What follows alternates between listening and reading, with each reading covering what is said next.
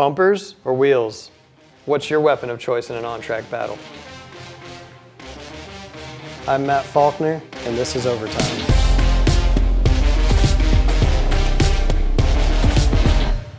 On this week's episode, we're going to talk about damage. Last week at Darlington, we wrecked almost all of our cars. The 20 car came home with a top 10, and the 11 car came home wounded, but the 18 and the 19 car both wrecked out with different types of damage. And today we'd like to go into what actually happened to those cars to make them fall out of the race, and what's happened to the new car this year in general to make it tougher in some cases and weaker in other cases compared to the old car. First, let's talk about suspension. The suspension on the new car is quite a bit different than it was on the old car, and that has caused some differences in the way that the new car takes damage. Let's talk about the rear suspension first, since the rear suspension is far different on the new car compared to the old car. The old car had a solid rear axle, which was a very strong one-piece unit that held the differential, the axles, and what there was of the rear suspension. A benefit to this design was strength. You could bang wheels with the rear of your car with another car or the wall and likely not do any type of damage that would change any of the alignment angles to the suspension. However, on the new car, there's independent rear suspension, and with independent rear suspension, there's a lot more moving parts than there was on the old car, and all these moving parts can be more easily damaged than the old car. It's nothing to do with the design itself or the parts and pieces themselves. It's just a way bigger challenge to have that many more moving parts not take damage like a strong, solid rear axle. The type of damage that occurs to the rear suspension really depends on what part of the tire you get hit in. So if a car hits your rear suspension in the front of your rear tire, it probably bends the upper wishbone. The upper wishbone will bend to the point where it starts to touch the rear spring, and though the car still rolls at this point, it's got a ton of negative camber in it, the toe's all messed up, and it's really hard to continue on. Wishbones are pretty much impossible to change within the 6-minute damage clock that we have, and so bending a wishbone probably knocks you out of the race. Now if you get hit in the rear of the rear tire, it bends the toe link instead of the wishbone, but if you get hard enough, it could bend both.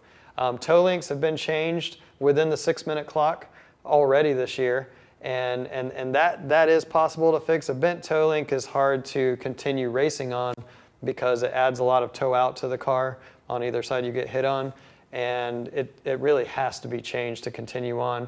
You've seen cars hit the wall slightly and bend the suspension to the point where they can still race, but they're not near as competitive as they were. The type of damage that occurs to the front suspension also depends on the part of the tire that you get hit with. If a car hits you in the front part of your front suspension, more than likely what will happen is the toe link will get bent. When the toe link gets bent, if it's not bent too bad, the toe could be adjusted on a pit stop to get the tires straight again. But if the toe link is bent too bad, it's impossible to have enough adjustment to get the tires straight again, and you'll have to change the toe link. Toe links in the front, like the rear, could be changed in 6 minutes, so this isn't something that would necessarily take you out of the race, but it will have to be addressed as your car will be very slow with a bent toe link in the front. Now if you get hit in the rear of the front tire, a couple things have happened. Either one, the steering arm will bend, and if the steering arm bends, it is possible to adjust the toe to get the tires straight again. But what we saw in the 18 car at Darlington this week, and the reason Kyle was not able to continue, is it actually pulled the toe link out of the steering arm, breaking the steering arm, and a steering arm would be too difficult to change in 6 minutes. Similarly to the 18 car, the 19 car also suffered damage on the right front of his car that bent the steering arm and made him unable to continue the race. We've seen this type of damage on several cars this year. You've seen cars come down pit road with either the left side or right side tire completely angled at like a 45-degree angle with no steering at all. I think we saw this on the 4 car at Bristol Dirt. We saw it with the 18 this week, and then some other examples are out there, I'm sure. But this is always a sign of a broken steering arm in the front suspension, where the toe link has actually come separated from the steering arm, and the steering is no longer connected to the front suspension. In contrast to the damage that we've seen on the suspension of the new car, the bumpers of the new car are super resilient. Compared to the old car, well, the bumpers on the old car were basically a Kevlar skin that covered some tubing that we used to make as light as possible, and this would crumple very easily. So whenever you would hit a car in the rear end, a lot of times it would buckle the hood, It would also push the rear bumper of the car you hit in very far. Sometimes it would push the wheel openings of the car you hit into their rear tires and flatten their rear tires, but we haven't seen any of that this year.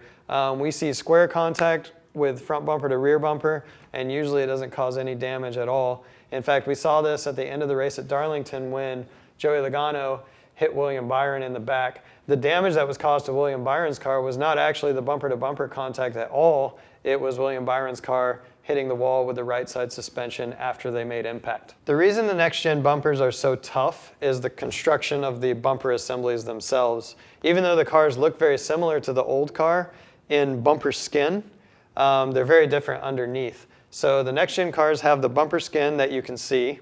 Underneath that, they have a thick section of foam.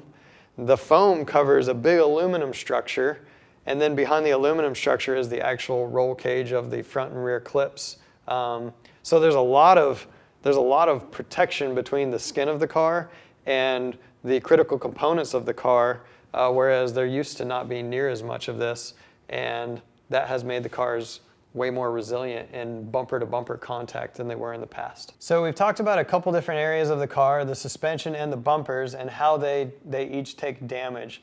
While the suspension of the new car seems to take damage pretty easily, the bumpers are really resilient. So if you're on track and you need to hit another car, I'd highly recommend you hit them with a bumper and not with your wheels.